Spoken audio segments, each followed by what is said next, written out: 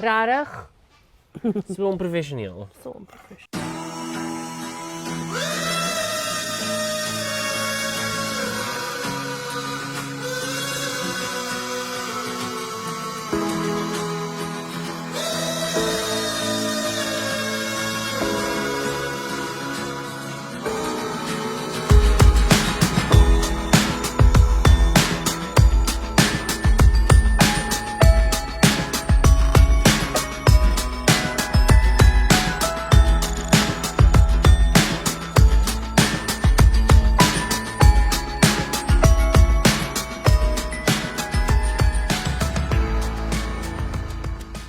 I'm just going to walk in and introduce myself, eh?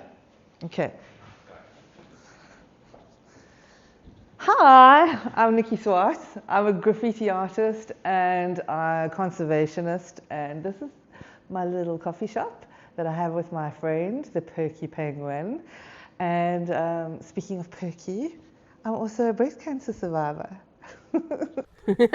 Hallo. Hallo. Dit is die 4de keer dat ons dit doen. Ons het hom nou, Ons is professioneel. Verskriklik. Wie wel professioneel is die dame wat ons hierdie week op Tussen Kussings het. Ja, ons het vir Nicci Swartz op Tussen Kussings hierdie week geïnterview. En sy's 'n graffiti artist, sy's 'n coffee shop owner Ja. en sy's 'n breast cancer survivor. Sy is ja. Ja, sy noem haarself die One Tit Wonder. Ja. Klop dit. I'm going to stay there, but it's so expensive. Okay. Ons is hier by die Perky Penguin saam met Nicci Swartz en ons gaan 'n bietjie met haar gesels oor alles Perky, né? Alles Perky. So, Nicci, interestingly enough, not only did you've achieved so much in your life, like Perky Penguin, your graffiti art, your husband, one survivor, but I mean, I want to say to Tom that Nicci's kind of the true survivor. Flat out. Flat out. Exactly, because you are a breast cancer survivor. I am. I really am. It's something I'm very, very proud of. It's a fight worth winning. Definitely.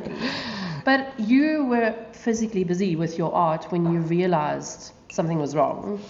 Yeah, you know, my job entails going up and down scaffolding and ladders. And at that time, I was working one of the biggest projects, the project that I'm so proud of it, the boardwalk. Yes. And it was busy being built and renovated. And all of a sudden, I just felt, you know, I thought my muscles, getting a little bit developed up here. And then my daughter actually handed me, and I had to go to the doctor just to get her off my back for a bit. And then the doctor, when I saw her, I was going, what? You know, it being just up here, thought it was nothing. And turned out I was in stage 3 already. Oh, wow.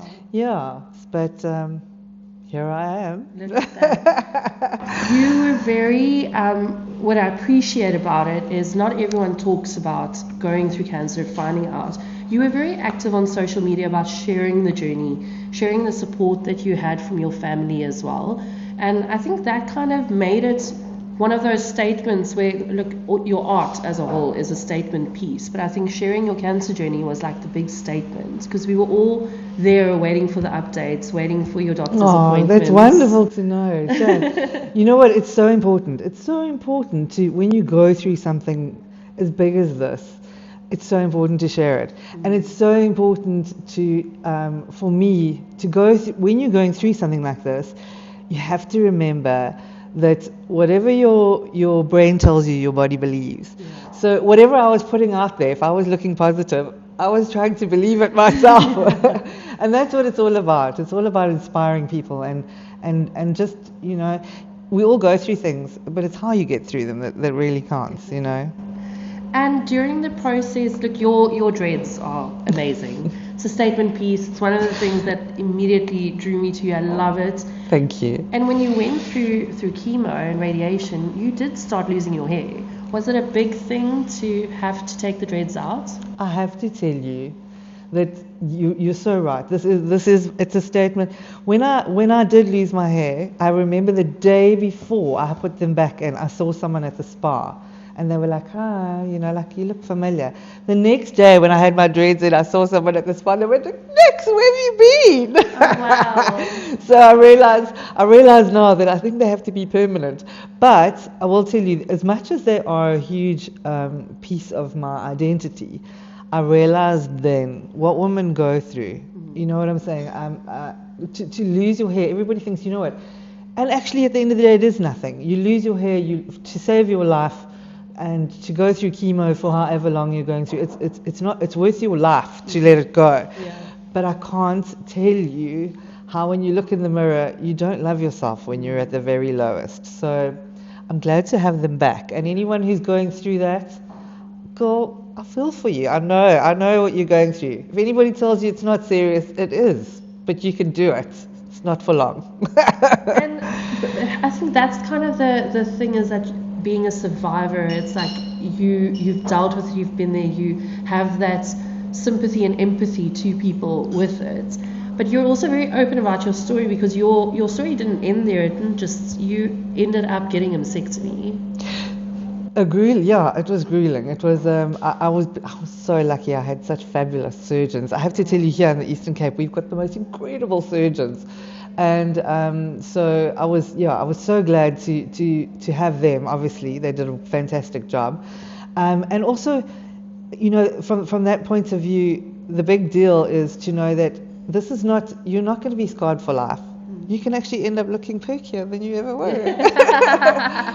So it's not the end of the world. What they can do today is just unbelievable. What science can do now, but it's to get through that chemo. You know, it's not easy.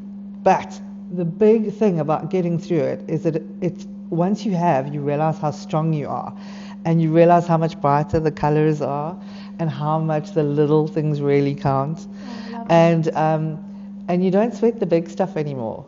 And that's when you also realize, what are you going to do? What are you going to do with the years that you do have left? Yeah. Are you going to make them count, and are you going to give back? You know, that's what it's all about. So I love that. Colors look brighter. And Definitely. Everything is brighter in a Nicci Swartz painting. I'm starting to wonder if that's because of my vision.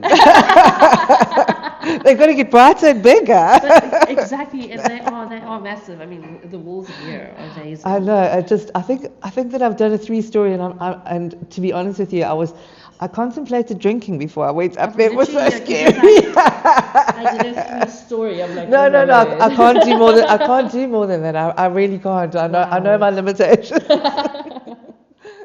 So ons het gaan opvang met haar by the Perky Penguin. Perky Penguin. Juist vir daai rede.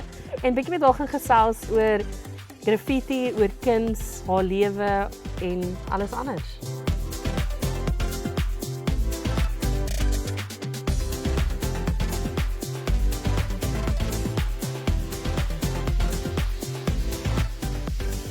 When did your art journey start, that you now can label yourself as an artist?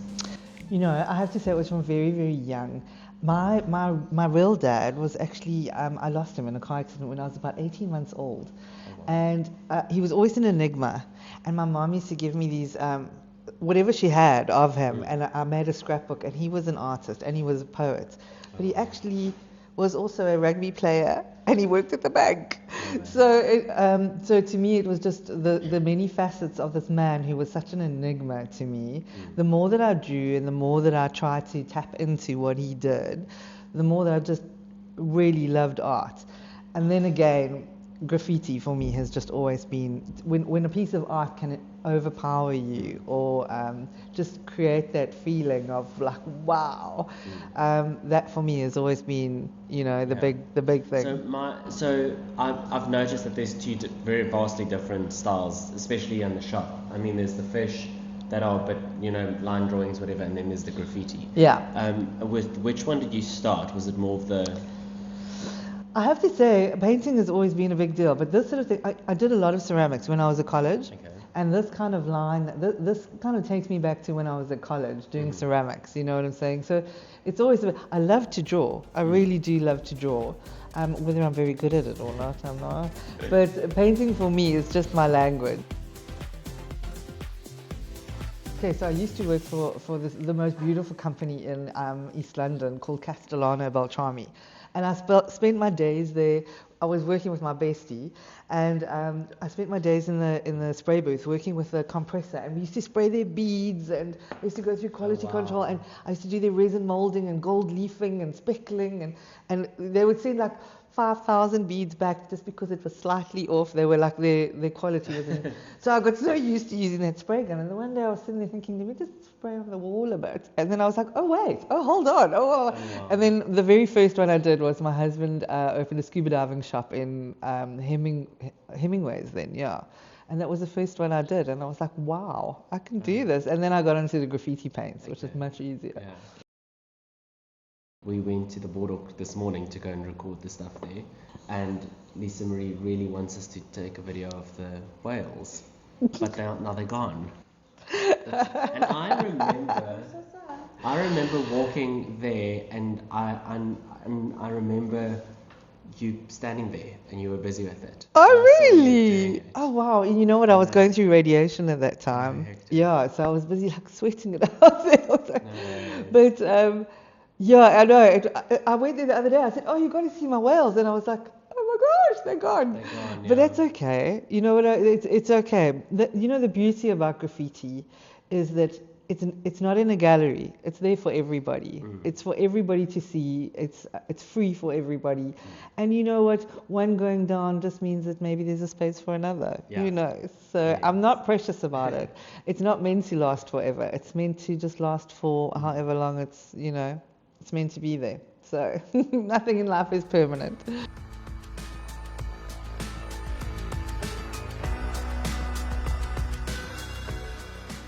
Die winkel het al hierdie visse en die graffiti wat sy doen reg oor Port Elizabeth. Ek bedoel daar's Nelson Mandela wat sy al gedoen het, die donkies wat sy by Sardinia Bay gedoen het. Die hele boardwalk is basies Sarkins ook. Funniest thing about me having a coffee shop is that when I started it, I had all these big ideas about how I was going to paint it, and then it happened, and then I realized that I really didn't know very much about coffee at all. In fact, I'm a very, very big Frisco drinker, which shows you how much I didn't know about coffee. Anyway, so what I had to do was, I had to go to the person who knows the most about coffee in the world, Sean Orpias. What an honor. And I went to go and see him to say, but please can you help me? I need good coffee and I don't know what good coffee is. Well, he was so kind.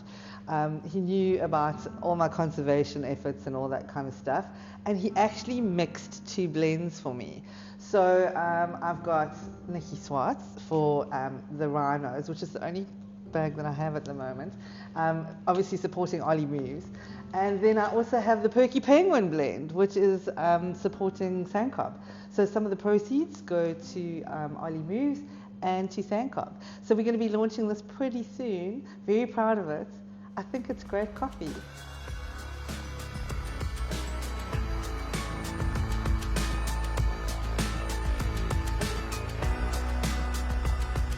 So Nicci, we've been having a great chat here at the Perky Penguin, but where exactly is the Perky Penguin and what was the concept behind it? Oh, you know what? As an artist, I feel that it's so important to inspire. And that's what I hope that my work does, is inspire people. So every now and then, some of the schools do a project on me, and they do it on a living artist. And I suppose because my stuff's very loud and graffiti, sometimes they choose me, and I'm so honored.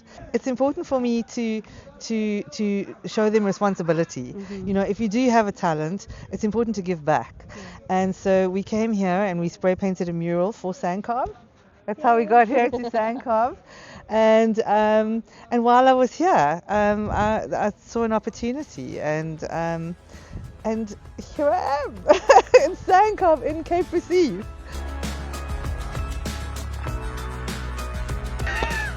I would be sure. I don't know. I would be Nicci natuurlik het so volware eerlike storie, en toe sy deel alles gegaan het op sosiale media het sy het gedeel, en ons wou graag haar storie met julle deel.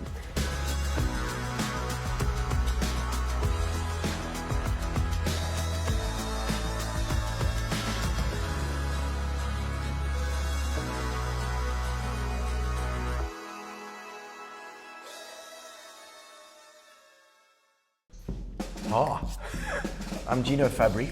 I'm being interviewed on Tussen Kussings Nie tussen die lakens nie.